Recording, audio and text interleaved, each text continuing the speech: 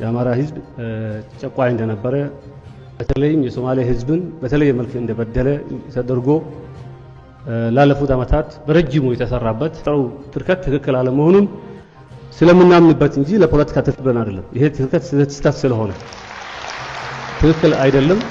ከ6 ዓመታት በፊት እንዲህ ብለው በባህር ዳር በአማርኛ ያስጨበጨቡት ሙስጠፋ ባሳለፍነው ዓመት ኬንያ ተጉዘው በዚያ ካሉ የሶማሌ ማህበረሰብ አባላት ጋር ሲወያዩ ደግሞ ለ150 ዓመታት የገዛንን አማራ ፈንቅለን ጥለናል ብለው በኩራት ተናግረው አስጨብጭበዋል። ምንም ጥርጥር የለኝም። ሰፋ አድርጌ ለማብራራት አሁን ጊዜ ባይኖረኝም አንድ ማለት የምፈልገው ሀገሪቷን ለ150 ዓመታት ስልጣን ይዘው የነበሩ ኃይሎች ተሸንፏል። ግን እነዚህ የተሸነፉ ኃይሎች ዝም ብለው አልተቀመጡም። መዋቅራቸውን፣ ትርክቶቻቸውን፣ ግንኙነታቸውንና ሚዲያዎቻቸውን በመጠቀም ብሔረሰቦች መሬታቸውና ፖለቲካቸው ነፃ እንዲሆኑ የመጣውን ለውጥ ጥላሸት እየቀቡት ነው። በህዝቦች መካከል ግጭት መፍጠር፣ አገርን ስለመገነጣጠል መስራት የኦህዴድ ብልጽግና ፕሮጀክት ነውና ሙስጠፋ መሐመድ ያንኑ ያስተጋባሉ።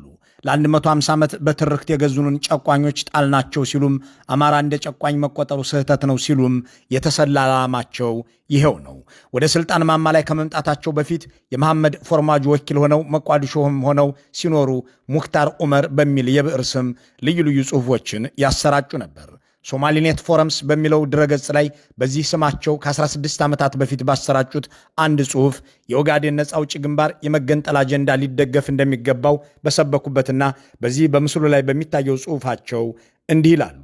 የኢትዮጵያ የጥቁር ቅኝ አገዛዝ ትርክት ያላት በ19ኛው ክፍለ ዘመን ጎረቤት ሀገራትን በመውረር የተመሰረተች የኢምፓየር ውጤት እንጂ እንደ ሶማሊያ በነጭ ቅኝ ገዢዎች የተፈጠረች አይደለችም ካሉ በኋላ የኦጋዴን ጥያቄ ከጥቁር ቅኝ አገዛዝ ነፃ የመውጣት ጥያቄ ነው። የዚህ ትግል መጨረሻም ከእናት ሀገር ሶማሊያ ጋር መዋሃድ መሆን አለበት ይላሉ። የአማራ ልሂቃን ኢትዮጵያዊነትን እንደ ፖለቲካ መሳሪያ በመጠቀም ሌሎችን ለመጨቆን ይፈልጋሉ። የአማራና የትግራይ ልሂቃን ለየራሳቸው ፖለቲካ ጥቅም ሲሉ ኢትዮጵያዊነትን የሚግቱና ሌላውን የሚጨቁኑ ኃይሎች ናቸው። ደግሞም እርስ በርስ አይስማሙም እያሉ የሚተርኩበትን ይህንን ጽሑፋቸውን ማንበብ የሰውየው ጸረ ኢትዮጵያነት ከአንድ ሳምንት በፊት መደመጥ የጀመረ ሳይሆን አብሮ አደጋቸው መሆኑን ለመረዳት ያግዛል። ሙስጠፋ መሐመድ እንደ ማንኛውም የብልጽግና ሰው አገር ለማፈራረስ ወይም በእሳቸው አገላለጽ ከኢትዮጵያ ጋር ተጣብቆ ላለመቀጠል ሲሉ የትኛውንም ነገር ቢሰሩ የማይጠበቅ ሊሆን ይችላል። ይሁን እንጂ ኢትዮጵያ ጦርነት ውስጥ ነች፣ ገንዘብም የለም፣ ሰላምም የለም፣ ለልማት ሥራ ወደ ኢትዮጵያ አትምጡ እያሉ ኬንያ ድረስ ሄደው የውጭ አገር ባለሀብቶችን የቀሰቀሱ የብልጽግና ሹሞች ከእሳቸው ውጭ አልታዩም። የራሳቸውን ንግግር እንከታተለው።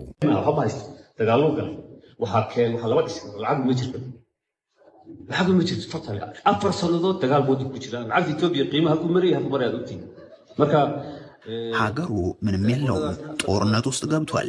ምንም መስራት አይቻልም። ገንዘብ የሚባል የለም። ምንም ገንዘብ የለም። ቶታሊ ላለፉት 4 ዓመታት ጦርነት ውስጥ ነው ያለነው። የኢትዮጵያ ብር በፊት የነበረው ዋጋና አሁን ያለው ዋጋ እንዴት እንደወደቀም ታውቃላችሁ። የኢትዮጵያ ብር ወድቋል፣ ሰላም የለም፣ ገንዘብም የለ እያሉ የሚናገሩት ሙስጠፋ ሰላም የጠፋው አእምሯችሁ ውስጥ እንጂ በኢትዮጵያ አይደለም ከሚሉት አለቃቸው ጋር ኢትዮጵያ በዓለም ፈጣን እድገት ያላት ሀገር ነች ከሚሉት አብይ አህመድ ጋር የሚጣጣም ነገር የላቸውም። ለዚያም ይመስላል ከወራት በፊት 7 ዓመት ሙሉ 2% ብቻ ነው የሰራው ያሏቸው።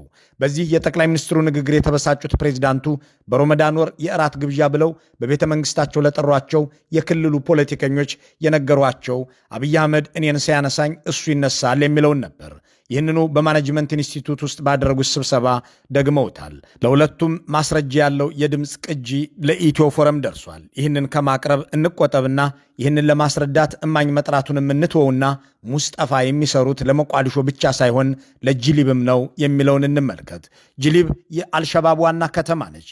ይህ የሽብር ቡድን በታሪኩ ለመጀመሪያ ጊዜ 150 ኪሎ ሜትር ወደ ኢትዮጵያ ግዛት ገብቶ ጥቃት የሰነዘረው በሙስጠፋ ትብብር ነው የሚል ድምዳሜ ለመያዝ የሙስጠፋ የሰብአዊ ጉዳዮች አማካሪ የሆኑትን አህመድ እስማኤልንና ባለፉት 5 ዓመታት በክልሉ ቢሊዮነር ሆነው ብቅ ያሉትን የኒሁ ወንድም አማካሪ የሆኑትን ዳሮድ እስማኤልን እንመልከት።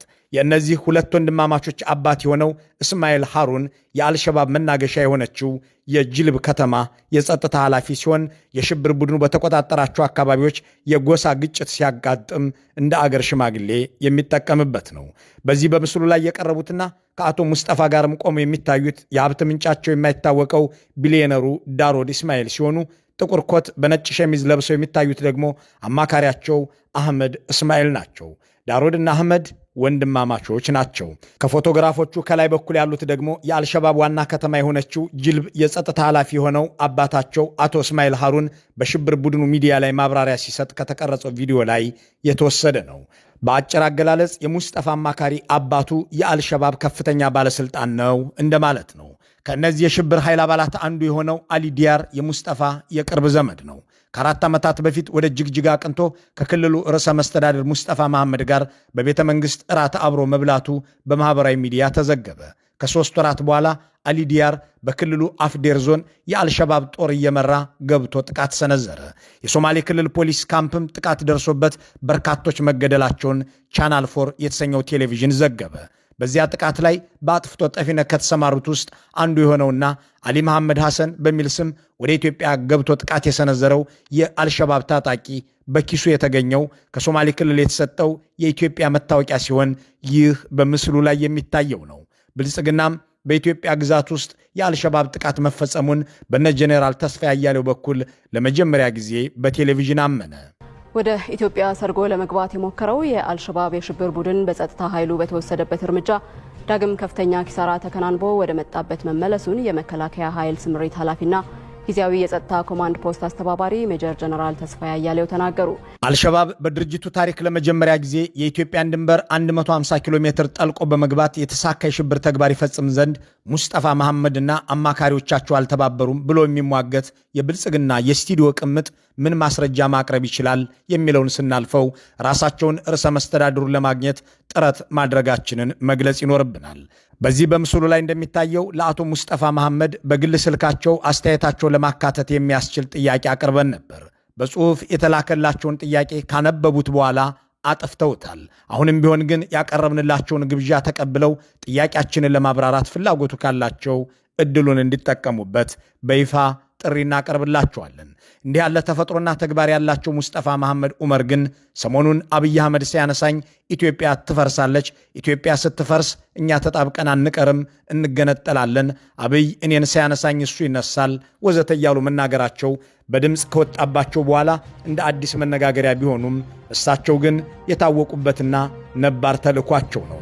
መልካሙን ሁሉ በመመኘት በዚሁ እንሰናበታለን።